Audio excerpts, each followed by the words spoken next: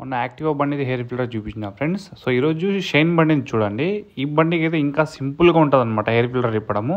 కానీ ఏ మెకానిక్ కూడా ఇంతవరకు అయితే హెయిర్ ఫిల్టర్ ఓపెన్ చేయలేదు. దీని కండిషన్ చూడండి. ఇప్పుడు కస్టమర్ ప్రాబ్లం ఏంటంటే పికప్ రాలేదన్న అని చెప్పినారు.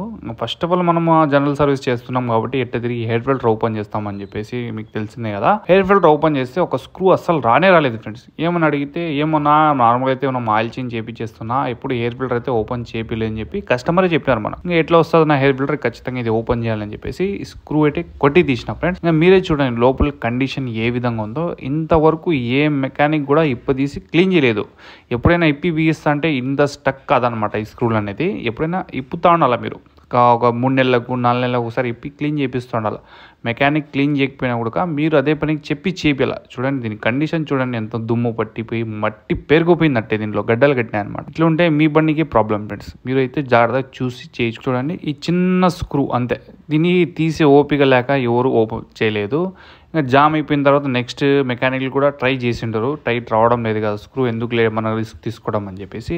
సో మేమైతే రిస్క్ తీసుకొని కస్టమర్కి చెప్పినాం, వస్తుంది స్క్రూ లేదంటే ఇరిగిపోతా అని చెప్పేసి చెప్పి మరి ఓపెన్ చేసినాం ఫ్రెండ్స్. బాక్స్కి అయితే ఎటువంటి డ్యామేజ్ కాలేదు. దీంట్లో అయితే సింపుల్గా చుట్టూరు ఉండే మోట్లు అనేది కట్ చేసి అది తీసే మా విధానాలు మాకు ఉంటాయి ఫ్రెండ్స్. అది కూడా మీకు వీడియో కావాలంటే నాకు కామెంట్ చేయండి, నేను చెప్తాను స్క్రూలు ఎట్ట తీయాలా జామ్ అయిపోయినట్టు.